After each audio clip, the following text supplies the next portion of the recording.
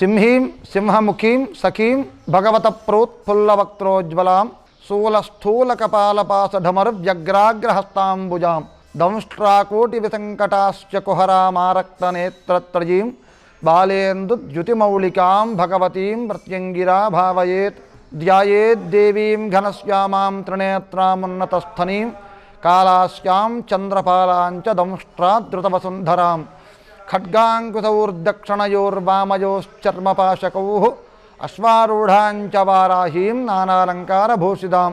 భక్తులకు విజ్ఞప్తి, SBI officers colony, Musarambagh, Shri Venkateswara స్వామివారి దేవాలయంలో ఈ నెల 29వ తేదీ బుధవారం చొల్లంగి అమావాస్య మరియు మౌని అమావాస్య.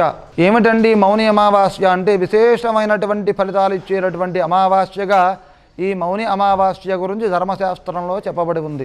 ఈ రోజున మన దేవాలయంలో సాయంత్రం 5:30 గంటలకి భక్తులందరి చేత విశేషంగా శ్రీ ప్రత్యంగిర అమ్మవారి యొక్క విగ్రహానికి సామూహికంగా క్షీరాభిషేకం చేయించి, తదనంతరము విశేషంగా ప్రత్యంగిర సహిత వారాహి పూర్వక రాజశ్యామల ప్రయుక్త కాలభైరవ సహిత విశేషంగా భక్తులు కొంతమంది అడుగుతున్నారు, ఏమంటే చాలా చోట్ల మేము డబ్బులు ఇచ్చున్నాం, ఇరికిపోయా రావట్లేదు, దానికి ఏదైనా పరిష్కారం చెప్పండి అని. దానికి కార్తవీర్యార్జునం చేసుకుంటే నష్టద్రవ్య ప్రాప్తి జరుగుతుంది. కానీ విడిగా చేసుకోవాలంటే ఈ కాలంలో ఖర్చుతో కూడుకున్నటువంటి వ్యవహారం. కాబట్టి అదే రోజు ఆ హోమంలోనే కార్తవీర్యార్జునం కూడా కలపడం జరుగుతోంది.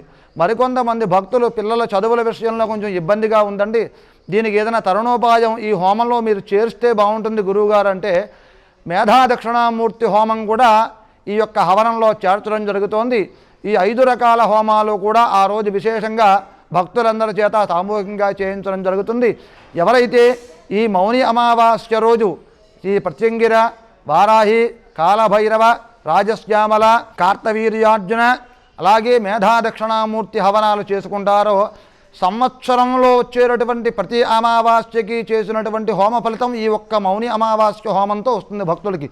కాబట్టి భక్తులు గమనించి విశేషంగా రాజ్య సంపదకి, వ్యాపారస్తులకి జనవశీకరణకి, ధనవశీకరణకి, వ్యాపార వృద్ధికి, అలాగే నష్టద్రవ్య ప్రాప్తికి, భూ వివాదాల పరిష్కారకి, సమస్త శత్రు నివారణకి పనికొచ్చేదిగా ఈ హోమం చెప్పబడుతోంది.